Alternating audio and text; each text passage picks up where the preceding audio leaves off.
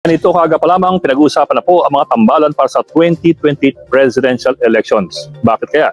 Dahil ganito kaga pa lamang nagbabangay na ang mga tinuturing na 2020 presidentiables. Ang masugid na Duterte supporter na si Harry Roque tinulak ang tambalang Sara Duterte for President at Amy Marcos for Vice sa 2028 election. Di ko alam eh. Di ko alam kung bakit kasi si Harry Roque. Ano din, okay na eh. Maganda na yung mga suggestions mo na nakaraan eh. Yung mga exposés mo sa Congress, maganda na. Mag-stick ka na lang dun. Mag-stick ka na lang dun sa issue na yun. Kasi dun kami naniniwala sa'yo. Bakit? Kasi galing ka dun eh.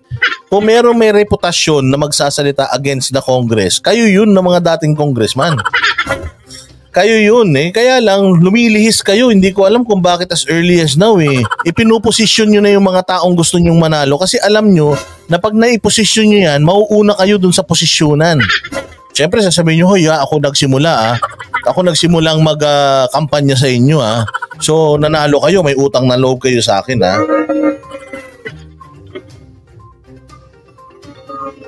Oo ah, ganun yan. Kasi tingnan mo, alam ba ninyo na nung kay PRRD, isa si Mocha o Uzon, na kahit si PRRD sinasabi to, hindi ako mananalo kung di dahil kay Mocha. Napakalaki ng naitulong ni Mocha. Mantakin mo ang followings ni Mocha noon, 6 million. Sobrang laki na kumbaga sobrang lawak ng ng reach ni Mocha Uzon and ni-utilize talaga 'yon ni Banat Bayat ni Mocha. Para yung probinsyanong binabatikos na hindi disente ang presidente from bottom, nahihila nila yun hanggang pataas. O sa sobrang lakas ni Mocha at saka ni Banat nung mga panahon na sila ay nasa tabi ni PRD, yung mga kilala nyong mga DDS vloggers ngayon, alam nyo na lahat yan, nagsimula yan dahil kay Mocha. Ibig sabihin, kinaibigan nung marami dyan si Mocha para makadikit sila kay Duterte. Nung nakadikit na sila kay Duterte, dahil sa paglapit nila kay Mocha, naipakilala na sila ni Mocha, o ano na nangyari, di ba? Bandang huli, inaway na nila. Anyways, ang sinasabi ko lang dito is, si Mocha, kahit na yun yung laging sinasabi ni PRD sa kanya, never niyang kinlame. Never niyang kinlame na isa siya sa mga nagpanalo, never. Basta ang kay Mocha lang is, ginawa lang niya kung ano yung sa tingin niyang tama, which is, hindi sila nagkamali. Yun yung lagi nating sinasabi. Ito si Harry Roque, Diyos ko, as early as now. Siguro maiintindihan ko kung pagkatapos ng midterm election, naggagapangan na kayo, okay lang yan. O, pang-4 na taon na ng administrasyon, pang-5 taon na ng administrasyon, siguro okay na yan, maggapangan na kayo. Pero as early as now, 1.5 taon pa lang naupo si BBM, hindi wala pang nagagawang matino sa bayan, nag-iisip na naman kayo ng sakit ng ulo. Oh, sige, tuloy natin. Sa lagay na yan, 5 taon pa bago ang national elections at mauna pa nga ang midterm elections sa 2025. Bakit biglang naungkat yan? Marahil dahil sa kumukomplika mga relasyon sa loob ng pamilya Marcos at sa ngayon lalo pang komplikadong relasyon sa pagitan ng mga Marcos at ng mga Duterte. Mulat sa pool, mahalagang tandaan na si Bongbong Marcos ay hindi na maaaring tumakbo ng second term bilang Pangulo. Sa totoo lang, wala namang problema ang mga Duterte sa Marcos eh. The Dutertes has been loyal to the Marcos in the sense na hindi nila sinisiraan si PRRD. Natatandaan ko nung bago pa man magpasa ng COC si BBM, nagsalita na siya against BBM. Pero noong si BBM ay nagpasa na ng kanyang certificate of candidacy at nag-start na yung kampanya, wala na kayong narinig kay PRRD. So etong mga Duterte na to, alam mo na mga loyal ito. Ayaw man nila kay Bongbong or ayaw man ni PRRD kay Bongbong, nagpakita ang Duterte ng suporta sa mga Marcos by what? Oh, binabatikos ba ng ng mga Duterte ang Marcos na parang wala nang nagawang matino? Hindi. O di ba si Inday Sara, di ba? nababanggit pa ba ni Marcos yung kanilang pangako ng unity? Lately, hindi na. Si Inday Sara, naka-instill pa rin sa isip niya yun at yun yung kanyang moral compass. O si PRD ngayon, nagsasalita ba kay Bongbong? Lahat ba ng policies ni Bongbong ayaw ni PRD? Hindi. Sabi nga ni PRD, kung may makikita tayo na that can be damaging or that may result to pagka-damage ng Pilipinas at ng mga residente at kababayan natin, makikialam ako, kakausapin kita. Pero hindi niya sinabi na wala yan. Kasi natatandaan natin, nagsalita siya ng ganon before nag-file ng Certificate of Candidacy si BBM. After that, wala na. O, di ba? So, ang naging problema lang naman kasi yung mga Marcos. Kasi yung mga Marcos, merong silang mga nakapaligid sa kanila. Maganda yung relasyon ng Marcos at Duterte. Kung di ba maganda yung desisyon ng Marcos at Duterte, ipapalibing ba naman ni PRRD yung sinasabi nilang diktador sa libingan ng mga bayani? Ang daming nag-o-oppose, ang daming nag-o-object. Nailibing na yung magulang nila, yung tatay nila dyan sa libingan ng mga bayani. Etong pamilya na to, hindi pa sila nag-apologize sa mga atrocities at negative things nung panahon ng martial law.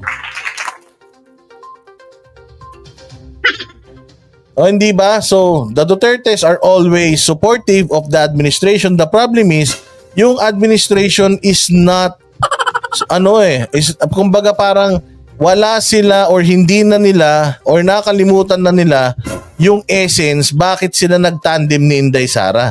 Nagtandem sila ni Inday Sara for unity. Tapos ngayon, those same people na humikayat kay Inday Sara to run for Vice President para matulungan si Bongbong na manalo, kasi kung head to head sila ni Leni Robredo, baka delikado pa to si Bongbong na matalo eh. Kaya kinailangan nila ang isang Duterte para maitulungan ito si Apo Marcos Jr. na maging presidente. So, sa laki ng utang ng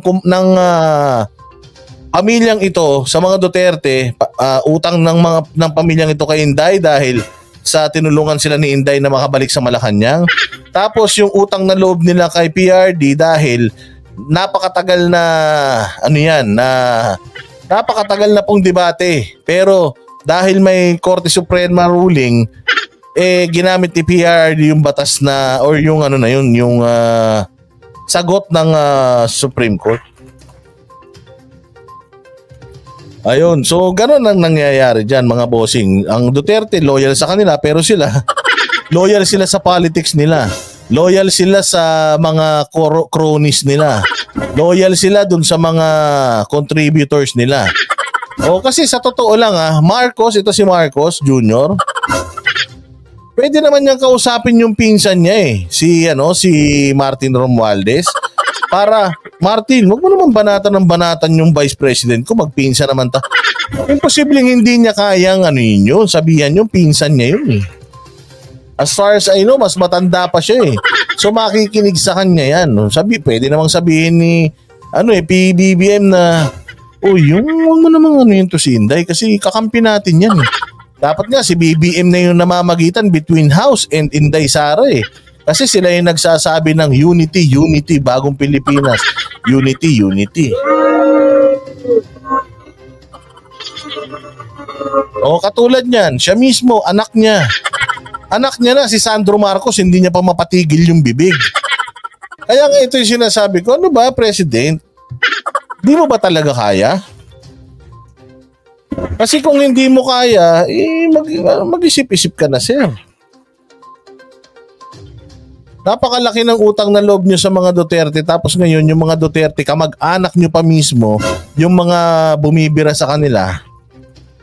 Baka naman sir, pwedeng sabihan nyo yung mga kamag-anak ninyo na trabaho muna. Martin, trabaho muna, hindi ka naman kagalingan gusto mo maging presidente. O baka ang masama nun, baka siya rin ang may gusto. Baka siya rin ang may utos. Baka usap-usapan na nila yan. Kaya't ang pwestong yan ay pag-aagawan ngayon ng mga miyembro ng angkan na maaring gusto ng continuity o pagbabago. Opo, sa loob mismo ng angkan, merong hindi pagkakasundo sa polisiya. Sino ang alin? Ang panganay na kapatid na si Senadora Amy Marcos halimbawa, ilang beses nang pumalag sa mga polisiya ng kapatid. Bago po pa lang ni BBM, binasura agad niya ang panukalang magtatayo ng Special Economic Zone sa Bulacan, bagay na tinawag ni Amy Marcos na deeply disappointing. Bilang chairperson din ng Senate Foreign Relations Committee, naging malubhang kritikal din si Amy Marcos sa mga foreign policy decisions ng kanyang kapatid. Diyan mo makikita na si Amy Marcos walang lakas. Diyan mo makikita na si Amy Marcos walang bilang. Bakit pa natin yan iboboto sa susunod? Kung tatakbo man yan sa posisyon, bakit pa natin siya iboboto? Bakit? Antakin mo lahat ng issues na ayaw niya natutupad. Diba? Pwede mong ipagmalaki na, ay, tinanggihan ko yan. Yung pag-veto dun sa economic zone, Freeport Economic Zone. Ano ko rin yan, yung US balikatan, yung EDCA sites, yung pagpoprovoke sa China, tsaka yung mga diplomatic protest. Itong additional EDCA sites, inayawan ko rin yan. Tinan mo yung pattern, lahat ng inayawan mo, tuluyan nang nawala. Kumbaga lahat ng tinayuan mo, tinindigan mo, nalusaw. Ito naman, naglagay ka ng kapatid mo dyan, kapatid ka na, hindi mo pa siya makakontrol. Ate ka na, hindi mo pa siya makakontrol. Paano mo makakontrol yung Pilipinas? Paano mo makakontrol yung bansang napakatitigas ng ulo ng mga residente? Napakataas ng mga pangarap nyo Ayan kamag-anak nyo na yung mga nakikita nyong nagpapasasa at umaabuso sa bayan. Anong ginawa nyo? Walang. Kasi si Super Ate, napakadali lang naman bumatikos Kasi alam mo na kahit hindi ka pumirma, karamihan ng mga kasamahan mo pipirma. So magmumukha kang hindi bias. So parehas na win-win yun sa inyo. Antakin mo, nanalo na yung kapatid mo, tapos pagdating sa Congress, pagdating sa Senate, hindi ka bias, binabatikos mo yung kapatid mo. Sino niloko mo? Hindi mo ba siya nakakausap? Bago ka magpa-media at sabihin mo sa media lahat ng mga hinanakit mo sa mga maling polisiya nila, why not? Nagba-vlog ka din naman. Di pumunta ka sa Malacanang, mag-usap kayo, tapos i-vlog mo. Ipakita mo dun sa vlog mo na talagang kinakausap mo yung kapatid mo dahil baka mamaya clouded ang kanyang decision. Nung kampanyahan pa lang, sinabi mo na ikaw ang magiging Super Ate. Sabi mo, i-guide mo yung kapatid mo. Nung nanalo, ikaw yung nawala Kaya medyo 50-50 talaga tayo dito kay Manang Amy. Kasi as much as gusto naming maniwala sa'yo, pero the fact na lahat ng supposedly napakagagaling mong mga suhestyon sa kapatid mo, hindi niya sinusunod. Kapatid mo na yun Hindi niya pa sinusunod. Paano pa yung mga Pilipino Mas matigas siguradong Pilipino kaysa sa kapatid mo. Ito, katulad ng sinasabi ni Garsky, yung inner circle ninyo, hindi nyo maayos. Tapos ngayon, yung buong bansa gusto nyong ayusin. Diba?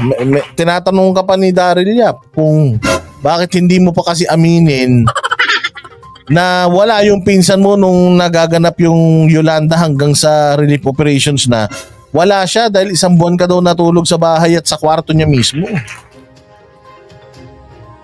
So ibig sabihin, Amy, may tinatago ka rin. Ibig sabihin, medyo gusto mo maghiganti. Sigurado gusto nito maghiganti dun sa mga brainwash sa kapatid niya. Kaya gusto niyang tumakbo. Pero mali Pwede bang gusto kong tumakbo kasi gusto kong makatulong sa Pilipino? Tuloy natin yung issues. Layan sa pagdagdag ng mga EDCA sites na maaaring gamitin ng US sa Pilipinas hanggang sa pag-provoke daw natin sa China. Sa isang punto, pinagalitan pa ng senadora ang DFA dahil sa patuloy na pagsasampa ng mga diplomatic protests laban sa China dahil sa ginagawa nito sa West Philippine Sea. Pinalagan din ng senadora ang dalawang panukalan ng Malacanang, ang RCEP or Regional Comprehensive Economic Partnership Treaty at ang Maharlika Investment. Pansin nyo, Tinanggihan niya lahat yan. Tinanggihan niya yung RCEP, tinanggihan niya yung Maharlika, nag-push through. Tinanggihan niya yung pag-veto dun sa Bulacan Airport Economic Zone. Freeport Zone. Nalusaw. Ano pa yung mga sinakyan nitong EDCA? Ayaw daw niya, natuloy. Kaisa-isa na panalo nito ni Aimee yung pagbawi ng gobyerno doon sa yung utang ng mga magsasaka sa gobyerno. Yun lang. After that, parang wala na akong narinig kung ano pa yung mga kaganapan. Mas madami pa akong nakikita sa Facebook ko na nagti-TikTok ka kesa sa naramdaman naming mga ginawa nyo dyan sa Senado. Pag napanood, follow nyo to sa Facebook. TikTok ng TikTok. O i-follow nyo, subukan nyo para makita nyo. Mas magaling na magiging artista to. Hindi, sa totoo lang. Kung titingnan mo, mas marami pa yung mga ganun kesa sa mga naipasa nilang mga batas na makaka-apekto sa makakapag-aan sana sa buhay natin. Investment Fund. At sa Bartagulan, dahil sa pagtanggal ng Kongreso ng confidential funds ni VP Sara, ang tayari ni Aimee ay nasa Vice-Presidente. Sa lahat ng isyong ito, tila tahimik lamang si Pangulong Bongbong Marcos. Sa kabilang dako, ang mga isyong kinukontra ng kanyang kapatid ay mga panukalang galing mismo sa Malacanang.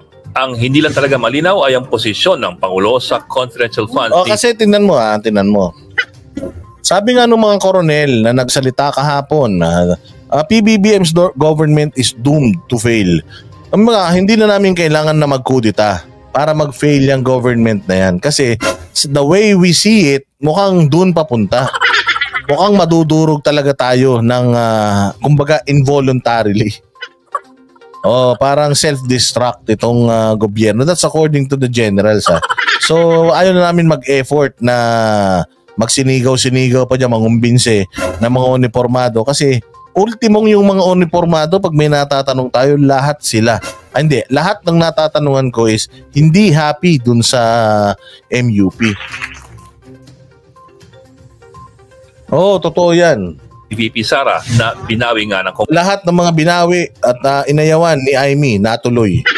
Totoo bang inaayawan mo? Baka naman inaayawan mo lang sa salita, pero sa gawa baka go ka naman dyan. Kongreso, ang Speaker ng House of Representatives at ngayon pinakamatinding katunggali ng Vice Presidente ay si Martin Romualdez, pinsang buo ng Pangulong Marcos at ni Senadora Aimee Marcos. Bagamat walang imik ang Malacanang, tanggap rin ng lahat na ang Kongreso ay bihirang kumikilos ng walang sang-ayon ng Malacanang. Sa kanyang huling pahayag, malinaw kung sino ang sinusuportahan ni Aimee Marcos.